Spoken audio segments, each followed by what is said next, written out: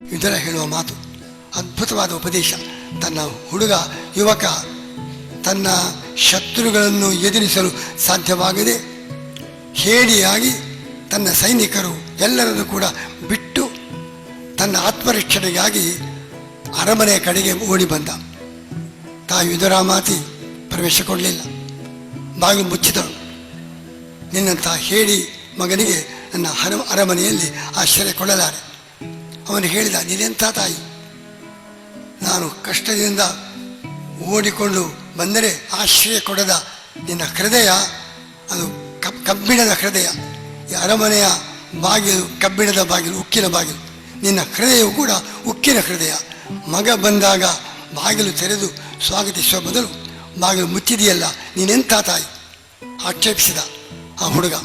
ಆಗ ಹೇಳ್ತಾಳೆ, ನಾನು ತಾಯಿಯಲ್ಲ, ನೀ ಮಗನೇ ಅಲ್ಲ, ನಿನ್ನಂಥ ಹೇಳಿ ಮಗ, ಅವನನ್ನು ಪಡೆದು ನಾನು ತಾಯಿ ಅಂತ ಹೇಳಲಿಕ್ಕೆ ಸಾಧ್ಯವೇ ಇಲ್ಲ, ನೀನು ಮಗನೇ ಅಲ್ಲ. ಇಷ್ಟು ಧೈರ್ಯದಿಂದ ಅವನಿಗೆ ಹೇಳ್ತಾಳೆ, ತಾಯಿ ನೀನು ಹೇಗೆ ಬದುಕಬೇಕು. ಒಂದು ಬೆಂಕಿ ಇದೆ, ಅದು ಹಸಿ ಕಟ್ಟಿಗೆ ಬೆಂಕಿ. ಹಸಿ ಕಟ್ಟಿಗೆಯಲ್ಲಿ ಬೆಂಕಿ ಉರಿಯುತ್ತದೆ, ದೀರ್ಘಕಾಲ ಇರ್ತದೆ, ಬೆಳಕೇ ಇಲ್ಲ, ಸುತ್ತಲೂ ಹೊಗೆ. ಹಸಿ ಕಟ್ಟಿಗೆಯ ಬೆಂಕಿ ಜೀವಂತವಾಗಿದ್ದರೂ ಕೂಡ ಹೊಗೆ ಮಾತ್ರ, ಬೆಳಕೇ ಇಲ್ಲ. ನಿನ್ನ ಜೀವನ ಹಾಗಿರಬಾರದು. ಹಸಿ ಕಟ್ಟಿಗೆಯಲ್ಲಿರುವ ಬೆಂಕಿಯಂತೆ ಮತ್ತೊಬ್ಬರಿಗೆ ಉಪದ್ರವ, ಪ್ರಕಾಶ ಇಲ್ಲ, ಬೆಳಕಿಲ್ಲ. ಅಂಥ ದೀರ್ಘಕಾಲದ ಬದುಕು ನಮ್ಮದು ಹಾಗೆ ಇರಬಾರದು. ಈ ಒಣ ಹುಲ್ಲಿನ ಬೆಂಕಿ ಕ್ಷಣಕಾಲ ಮಾತ್ರ ಉರಿಯುತ್ತದೆ. ಕ್ಷಣಕಾಲ ಉರಿದರೂ ಸುತ್ತಲೂ ಪ್ರಕಾಶ ಬೀರುವ ಒಣ ಹುಲ್ಲಿನ ಬೆಂಕಿಯಂತೆ ನಮ್ಮ ಜೀವನ ಇರಬೇಕು ಹೊರತು ಹಸಿ ಕಟ್ಟಿಗೆಯ ಉರಿದ ಬೆಂಕಿಯಂಥ ಜೀವನ ನಮ್ಮದಾಗಬಾರದು. ಎಂಥ ಮಾತು! ಆ ಮಾತು ಕೇಳಿದ ಆ ಹುಡುಗ ಆತ್ಮವಿಶ್ವಾಸ ತುಂಬಿಕೊಂಡ, ಧೈರ್ಯದಿಂದ ಹೋದ, ತನ್ನ ರಾಷ್ಟ್ರಕ್ಕೋಸ್ಕರ ಹೋರಾಟ ಮಾಡಿದ, ವಿಜಯಶಾಲಿಯಾಗಿ ತಿರುಗಿ ಬಂದ. ಆ ವಿದುಲಾ ಮಾತೆಯ ಸಂದೇಶ ಮಹಾಭಾರತದಲ್ಲಿ ನಮ್ಮ ಯುವಕರಿಗೆ ನಮ್ಮ ಜೀವನ ರಾಷ್ಟ್ರಕ್ಕಾಗಿ ಕೆಲವೇ ಸಮಯ ಬದುಕಿದರೂ ಚಿಂತೆ ಇಲ್ಲ. ನಮ್ಮ ಜೀವನ ಆ ಬೆಂಕಿಯಂತೆ ಪ್ರಕಾಶಮಾನವಾಗಿರಬೇಕು.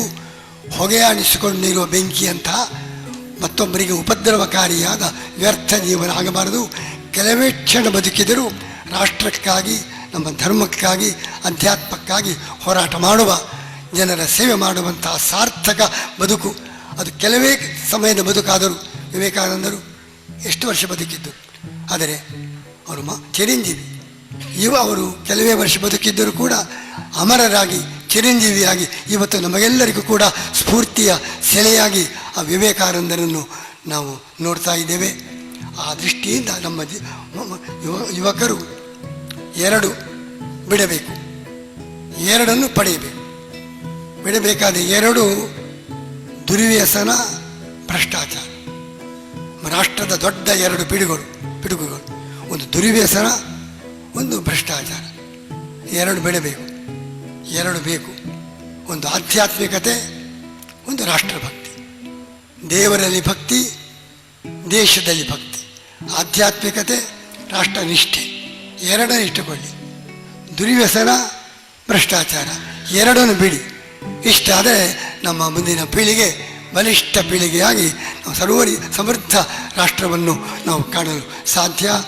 ಆ ನೆಲೆಯಲ್ಲಿ ನಮ್ಮ ದೇಶ ಚಾರಿತ್ರ್ಯಯುಕ್ತ, ದುರ್ವ್ಯಸನ ಮುಕ್ತ, ಶಕ್ತ, ರಾಷ್ಟ್ರಭಕ್ತ ಭಾರತವನ್ನು ನಾವು ಕಾಣಬೇಕು.